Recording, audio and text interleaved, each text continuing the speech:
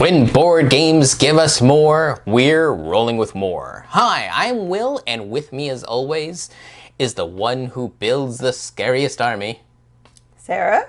And today we're doing a review and accessibility and all that jazz of Shadow Kingdoms of Valeria, Rise of Titans. Sarah, tell us a bit about this expansion. All right, this expansion includes 4 modules: Shrine of the Titans, Great Battles, Ancient Spells, and Wraith Dice.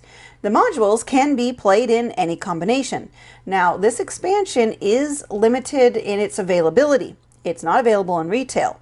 You can only buy it directly from DMG's website, that's Daily Magic Games. Now, however, as of this recording, it's completely sold out, as is the base game. Both are in works for reprint, and the website currently says October 2022, both will be available again.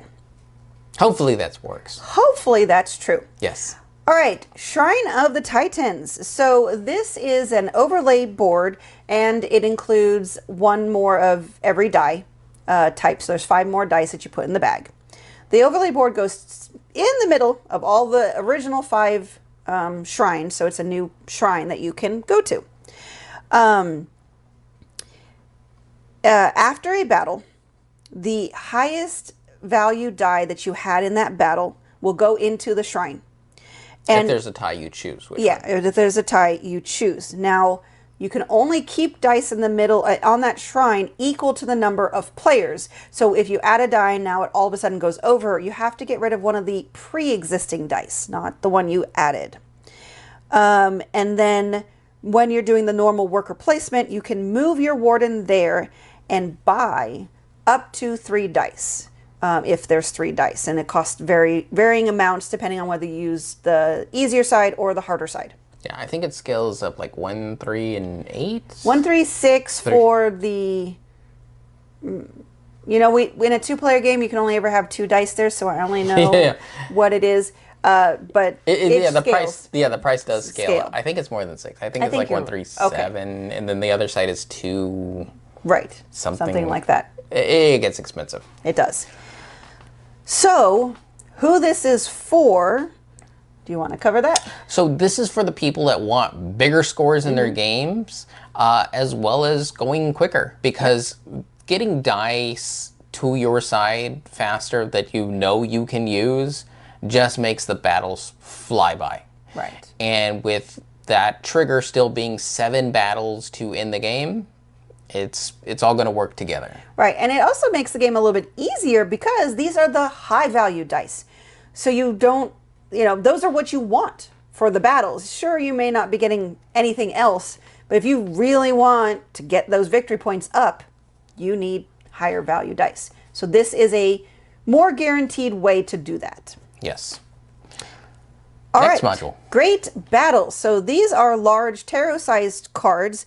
And it also adds 1 more of each die type to the bag. So if you're playing with both the Shrine and the Great Battles, you're adding 10 more dice to the bag. This also comes with a little chit board that is a scoring thing. It helps you score. Anyways, the way you set it up is you are going to randomly have 2 battles and this score thing between the 2. Each card can take 2 different types of dice, and it'll specify that. So like gnolls and skeletons. Right.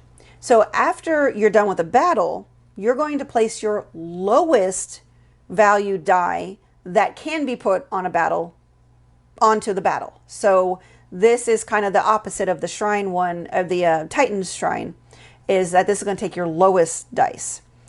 When you put it on there, you get a benefit for the space that it goes on. There's 5 spaces, and they each have different benefits, immediate benefits that you gain. Like money or magic. Yeah. So you put your die on there, and then you're going to also get a claim token. Thank you. It's a claim token or something called like that. Yeah. You're going to put that also on there on the top part where there's room for 5 of those tokens. Okay, so once it's got 5 dice and 5 tokens on there, that big battle resolves. You're going to count up the value of all the dice, use the scoring card to see, okay, if you got to like 15 points on the battle die, how many victory points is then each of the claim tokens worth? And so everybody who's got a claim token on there gets victory points immediately for each claim token that they have on there. The thing is wiped off, the dice are putting back in the bag, the card is replaced, and you move on.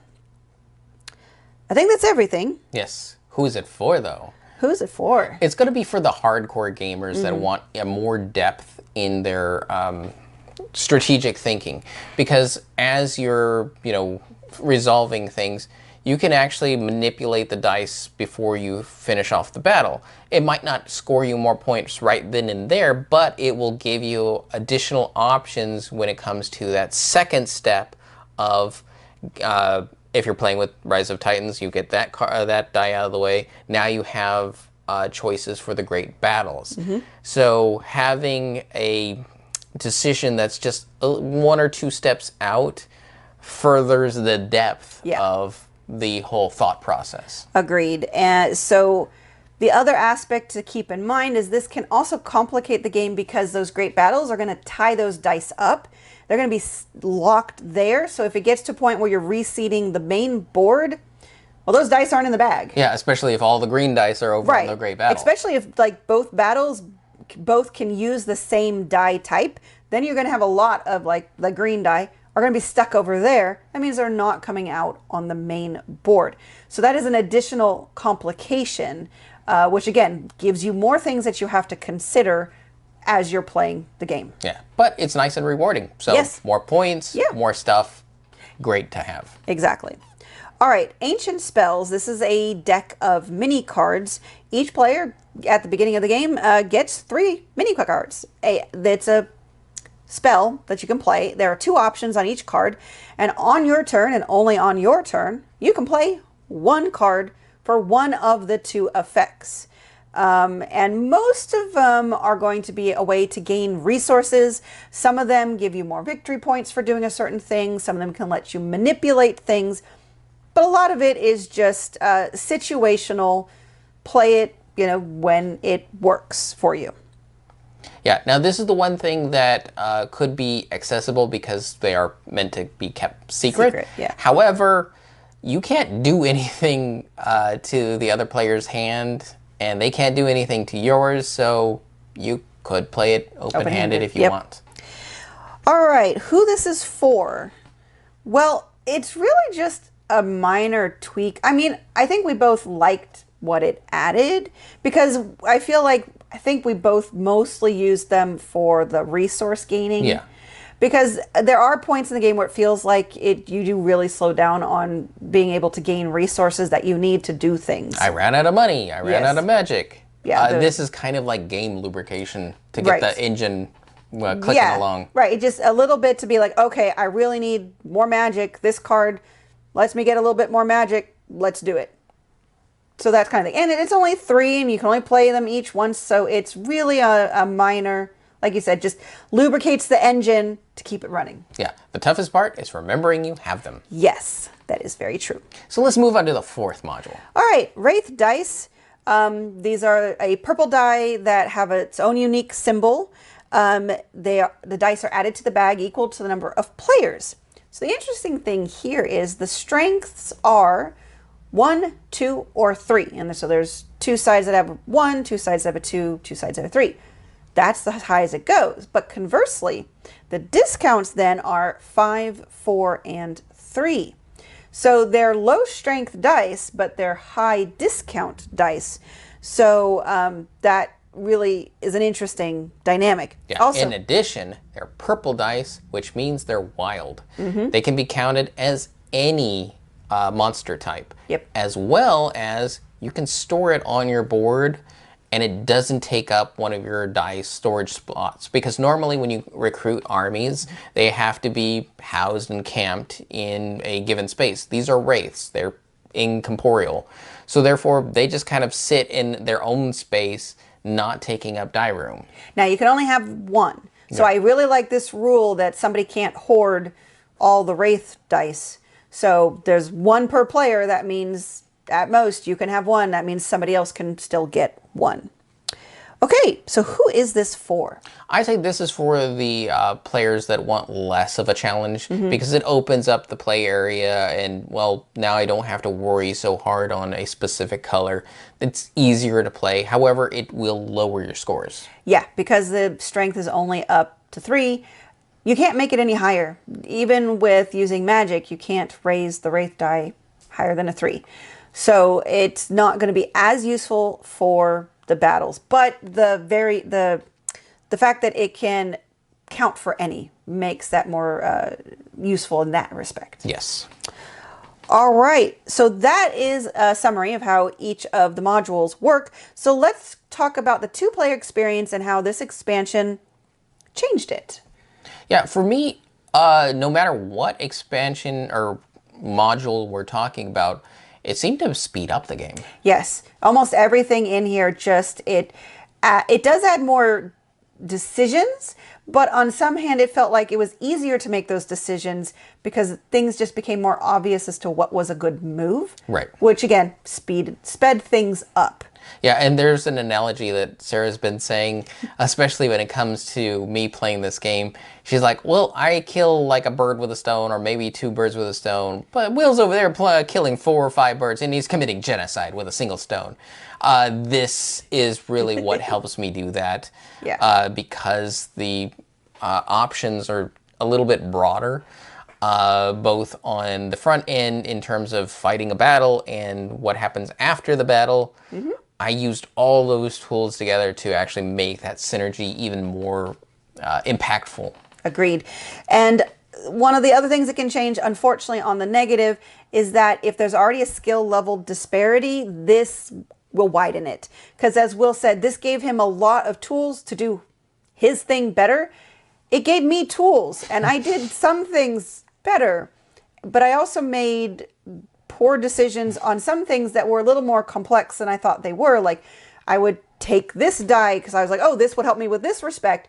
But I forgot that that die, which I wanted to go on to a great battle, it's my highest die. So it goes into the middle on the shrine, the Titan shrine.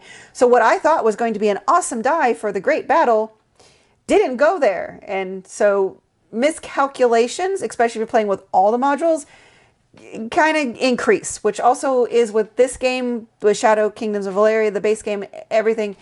You don't have room to make mistakes. No. So this one, for me, while I appreciated everything that it added, it also helped me make more mistakes. It's like you had a tool, and, well, this is a flange widget, and it clearly does a thing. What that thing, I can use it as a hammer. Yeah. And then I come in the room, it's like, wait, why are you using a flange widget like that? And you're like, it's because it's a hammer. All right. On that note, let's move on to accessibility. So the participation markers, we were calling them claim markers. The participation markers for the great battles are unfortunately also poor graphic design, just like the other tokens in the main game the conquest tokens. The conquest tokens, because it's pretty much the same token, just shaped. So the ones in the base game are circular, and these are hexagonal. I think these are octagons. Octagon. They have a few more shapes. They have sharp edges. Yeah. The other ones don't. The problem, though, with these participation tokens is they do need to be told apart, because once a battle gets filled with 5, it's time to score them, and you need to know who scores what. Right. And even at the end of the game, if a battle's not finished, you'll still need to score those as part of in-game scoring. Right. So the blue and the brown, which are the gargoyles and the gnolls, are the worst graphic design in terms of just being able to even see the icon on the background. So hopefully for you, if you're having issues, just try to pick, like, the goblin one is really good. The skeletons as well. And even what's the last one? The red one. The orcs. Orcs is also really good. Those 3 have much better graphic design in terms of being able to see the icon on the background. So maybe just try to play with those. Also, I think, as we mentioned, the ancient spells are supposed to be kept secret, but again, you can't stop someone from doing anything on their turn. So if you're having trouble reading them, the graphic design is okay. It's readable. the background's a little busier, so if it's one of those things that I would say if you could improve it, make a solid background, and then that way the words and symbols really pop. So it's a little busy, but it's readable. So if you are having trouble reading it, you can have someone read it to you, and you can play it on your turn because, like I said, no one can stop you. Yes. Okay, so let's move on to how did this change our ratings? So for the base game, we I would have to say reluctantly each gave it a 4. Yep. Great game. It's just the experience we had and the skill level difference we had made it so that the end result was unpleasant. Yes. I didn't like dealing with a zombie Sarah. Very scary. So, Sarah, what did Shadow Kingdoms of Valeria, Rise of Titans roll for you? As much as I liked what this expansion added, it didn't change my rating. It is still a 4. Like I said, as much as I liked all the things that it added, and there certainly were modules I liked more. Like I liked the Shrine of Titans for saving the high value dice, and I liked the Wraith Dice for being wild. That was a really great thing. But all of it put together, I made more mistakes on what I thought was going to happen in certain areas. So, and I think for me, the Great Battles were my least favorite because it really tied up the dice. And like I said, I always misjudged what was going to actually go there, so I couldn't make strategic choices. So, it didn't make it better. It didn't make it worse. It's still a mixed bag of if I could play this game against anybody else besides Will, I might enjoy it more. But we are where we are. Yeah, and for me, it made the game faster. It gave more decisions to be checked out. It gave more variety. So I like everything it adds in. However, the underlying problem I had was what it does to Sarah's brain. So kills it.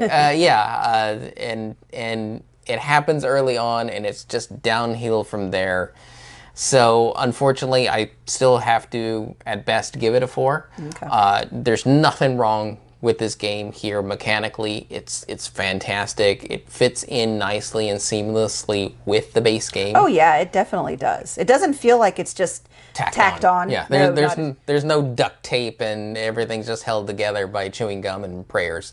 No. This is very well integrated, so it feels very well designed from the ground up. Agreed. All right, let's look at the overview. So for 2 players, would you recommend Shadow Kingdoms of Valeria played with Shadow Kingdoms of Valeria, Rise of Titans? Yes. It's still the same caveats about the skill level differences. You have to take that into account.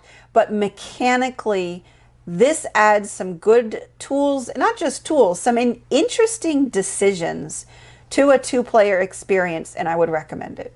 Yeah, agreed. I liked all the depth of mechanics in the base game. This just gives me more goodness to work with. And everything works together to make a big giant ball of snow that just gets bigger and bigger until it just blows up at the end. This helps do that, and it helps do it faster, which is nice for such a long game. I do agree that I did appreciate that this moved the game along faster, so that was good. So accessibility. It does still have more tokens that would be difficult, but not all of them are bad, so it's choosing the right player color components for you from the start of the game. That's going to be key, because otherwise this is good. I definitely would recommend this for anybody with accessibility issues. Yeah, the only accessibility issue is the participation tokens, and as long as you can overcome that, maybe you can just even swap them out for... True. Because it's 5 tokens per player. Right. You could use anything. You could, I mean, heck, grab 5 pennies, and you definitely know yours are different. Yeah. So yes, you could do that. So easily to overcome, accessibility, it's perfectly fine. And then our reviews. So our original was 8 out of 12. With the expansion, it remains 8 out of 12. And again, we want to stress this is because of our experience socially with the game, Yes. not mechanically with the game. Yeah, I think we could both agree that if we took us out of this, we would rate this probably a 6. Both would rate it a 6. But it's our opinion, so we're part of this equation. Yes. And that will do it for us here at Rolling with More. And Sarah, if you did conquer Valeria, what would you name it? I don't know. Everything's always Valeria. Ooh, Queen of Valeria. Wait, no, that's what I'd name myself. Well, fine. I am the Queen of Valeria, and that's what I would name. She wouldn't rename it. I wouldn't rename it. I would name it Valerio. That's blasphemy. It is, which is why I'm evil. And we've been Rolling with More! And remember, if you have any questions, comments, or concerns, you can reach out to us on the various social media platforms at Rolling with 2. That's TWO. We are on Twitter, Facebook, and Instagram. And on YouTube, please like and subscribe. And if you have time, check out the other content Nanaman has found for you, because remember, he's rolling with you.